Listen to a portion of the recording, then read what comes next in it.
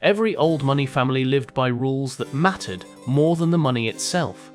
They were passed down in private conversations, enforced through expectation, and guarded these rules as closely as the family fortune itself. Over time, these unwritten rules shaped every major decision. They determined who inherited power, how wealth was protected, and how family fortunes survived for centuries. Ignoring them didn't just create problems, it often marked the beginning of a slow decline. So what did the families that endured for generations understand that others didn't? The answer lies in 7 unwritten rules. They treated wealth not as personal property, but as an institution built to outlive every generation. Rule 1. Absolute financial invisibility. In 1893, a quiet court summons threatened to expose the total liquid reserves of real estate tycoon William Waldorf Astor. What happened next caught New York high society completely off guard. Instead of fighting the suit in public, Astor systematically erased his name from city registries, pulled his personal papers, and moved his primary operations out of the country.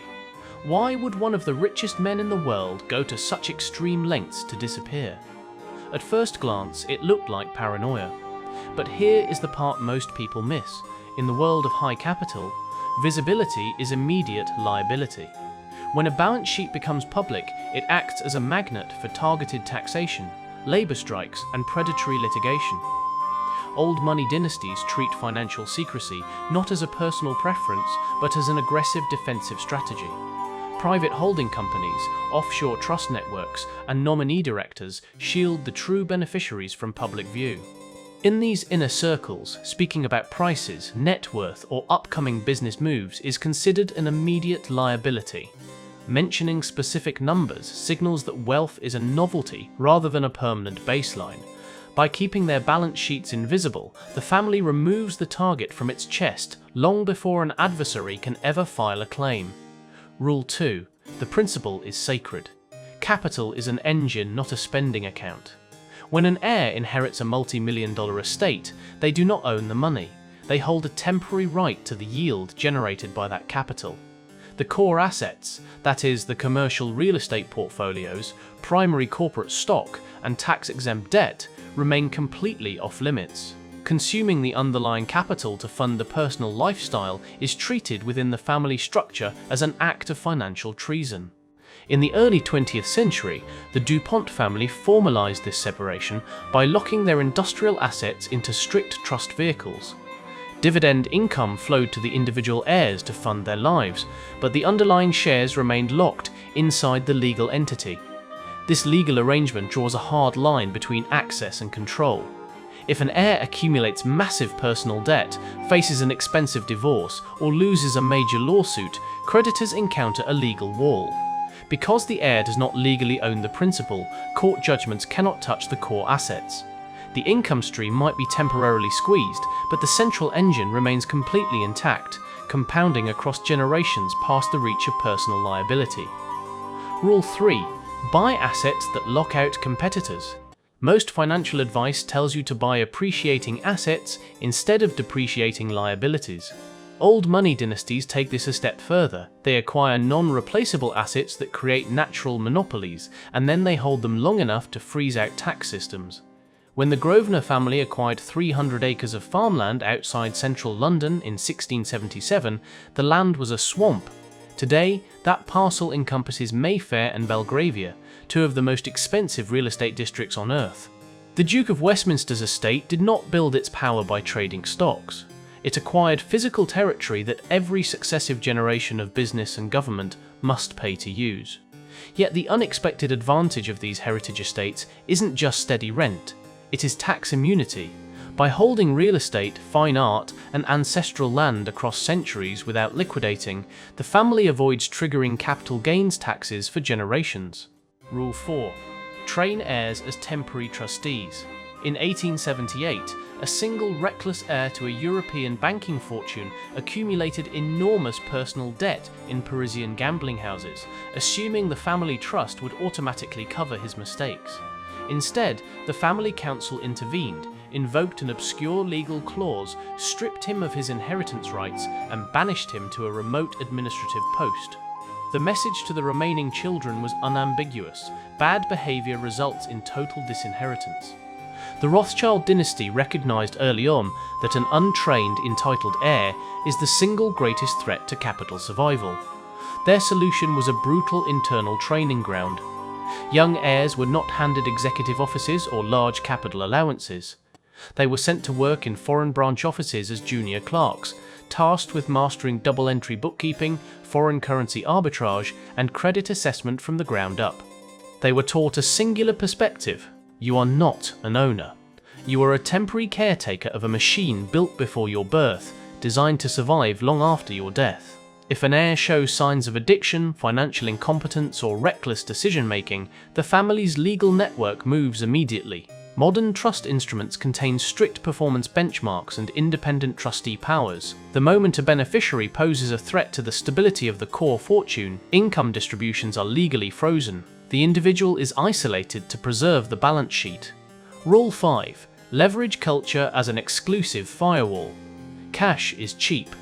Anyone with a sudden market windfall can buy a fleet of supercars, a mansion, or a private jet. Because new money can buy material goods instantly, old money relies on an entirely different filter to control access to their inner circles: structural cultural discipline. For centuries, elite dynasties funneled their children through a rigid institutional pipeline. Schools like Eton, Harrow, Groton, and Exeter, followed by Oxford, Cambridge, or the Ivy League.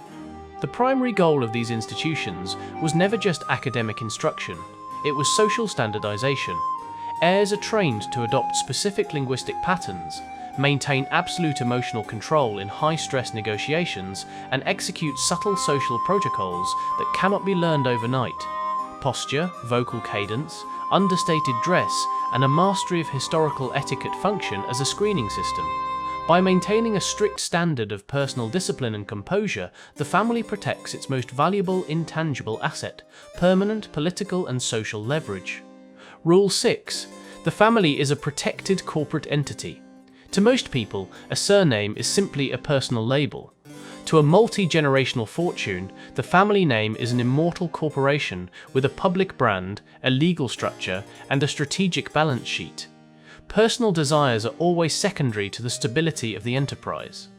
When John D. Rockefeller consolidated his holdings, his family formalized this corporate structure through a centralized family office.